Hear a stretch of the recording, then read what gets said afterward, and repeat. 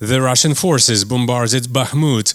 7 people were killed and 6 were injured, reported the Prosecutor General's office. According to Pavlo Kyrylenko, the head of the Donetsk Regional Military Administration, at around 11:40 a.m. on August the 10th, the Russian military shelled the town from Mykolaiv. They struck a residential block again. He added that after preliminary assessment, 12 buildings were damaged, 4 of them caught fire. The town's central part was fired. Shell hit various districts. Fragments are scattered like this. Here is one part. The submunitions hit in the other direction. Here is another fragment of a shell. People walk here to the local supermarket all the time. At the time of bombardment, there were lots of people on the street. Some made it to the store's shelter. The entire building is damaged by fragments. You can see the consequences of a cluster shell strike. Here is one of the destructive elements. There are tons of such pieces. They are blown apart and destroy everything on their way. Now there are very few people outside. Everyone was shocked. It was a really heavy shelling. Over August the 10th, the Russian forces shelled 11 settlements in Donetsk region, reported the regional police press service. The Russians struck Avdiivka, Bakhmut, Kramatorsk, Soledar, Krasnohorivka, Mariinka, Kurakhove, Kamianka, Kharkivka, Oleksandropol and Lastochkine. They destroyed and damaged 36 facilities, 27 residential houses, including 4 apartment blocks, a cooking plant, store, electrical lines and garages, the report says.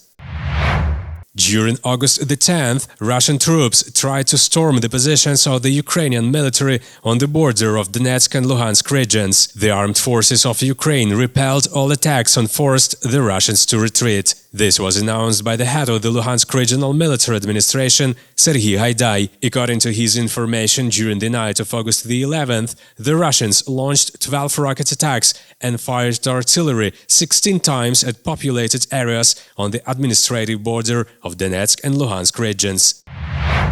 Russian soldiers hit the yard of a residential building in Kyivsky district of Kharkiv during the morning shelling of the city. As a result, an office building and a 5-story building were damaged. Kharkiv mayor Igor Terehov announced this. The shelling took place on August the 11th at 4:28 a.m. According to Terehov, there were a total of 4 hits. There was no information about the dead or injured. The village of Tsirkuni in the Kharkiv region has been under massive artillery shelling from the Russian Federation for the second day. The strikes caused fires in the private sector. The regional administration of the State Emergency Service reported the shelling. The press service of the Kharkiv Regional Military Administration informed Suspilne that on August the 10th, 2 women were injured and hospitalized. According to rescuers, from 11 a.m. to 2 p.m., 10 fires broke out in Tsirkuni due to hits from Russian ammunition. 7 outbuildings, 2 garages, a residential building and a shop on a total area of about 1,000 square meters burned. Rescuers extinguished the last fire source at 2:28 p.m. The State Emergency Service reported that firefighters had to work under Russian fire. On August the 10th, the Russian military shelled the village of Stary Saltiv, Kharkiv region. 2 people died from the shelling. This was reported by the police department of the Kharkiv region. 2 civilians died on the spot. The shelling was carried out with cluster munitions, the report said. During the day of August the 10th, 3 fires broke out in the Mykolaiv region as a result of shelling by Russian troops. Twice during the day, the forest burned as well as dry grass in an open area. Another 13 fires occurred under other circumstances. This was reported in the main department of the State Emergency Service in Mykolaiv region. According to the rescuers, the Balabanivsky forest burned twice during the day due to the fall of Russian munitions and their debris. The first fire broke out on August the 10th, approximately at 6 a.m. It was localized at 8:30 a.m. and extinguished at 12:42 p.m. on an area of 4.5 hectares. Also, as a result of shelling in the Bereznohuvatska community of the Bashtansky district, dry grass was burning in an open area. The fire was extinguished at 19:10 on an area of 2,500 square meters. Valentin Reznichenko, the head of Dnipropetrovsk Regional Military Administration, announced that on the night of August the 11th, Russian troops shelled 4 districts of Dnipropetrovsk region from BM-21 Grad and BM-27 Uragan. Nikopolsk district, according to him, was shelled 3 times from BM-21 Grad. 120 shells were fired. In Nikopol, 2 people died, 7 were injured. A 13-year-old girl was among the injured. More than 40 high-rise buildings were mutilated in the city. Rescuers clear the debris and look for people, Valentin Reznichenko wrote. As of 8:35 a.m. in Nikopol, rescuers retrieved the body of another dead person from under the rubble. Thus, the number of victims of the Russian attack on the region increased to 3. 9 people were wounded. 4 of them are in the hospital. In addition, 3 schools, several shops, garages and cars were damaged. The power line was cut. More than 6,000 residents were without electricity. In Chervono-Grigorivka Hromada, 14 houses were destroyed. A dispensary, a store and a stadium were affected. Up to 1,000 people are without electricity. In Krivorisky district, Zelenodolsk Hromada came under fire from the Russian BM-27 Uragan.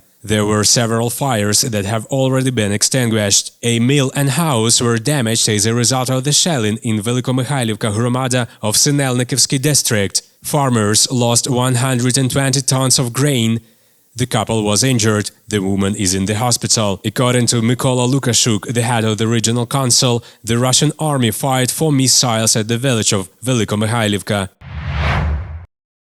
Artillery fire from the Russian side damaged a gas pipeline in Hotinska territorial community, Sumy district. As a result, part of municipalities are left without gas, said Dmytro Zhevitsky, the head of the regional military administration. At 15:20, an artillery attack alert was announced in Hotinska community, villages of Verkhny and Nizhny Pischane and Stetskivka in Sumska community. Residents of Sumy reported explosions heard in the suburbs. It became known later that in Hotinska community, the shelling from tube artillery damaged 4 houses, utility buildings and a vehicle. People were not injured, the military administration reported. In total, over the day, the Russian army launched about 200 bombs and shells on 5 communities in Sumy region. They also shot from small arms. A combat medic with a call sign Andorra became a reserve service person a week before the all-out invasion. She says she was certain it would begin and wanted to know for sure she would be drafted. I went to close the Gestalt. I didn't make it to the war in 2014, though I wanted to very much. I was on the Maidan, and when the war started I saw myself there, but I had some health issues. Andorra says to become a combat medic, she studied tactical medicine since the war in Donbass began, and she prepared her mom that she would go to the front. I'm still explaining it to my mom. This is an endless process.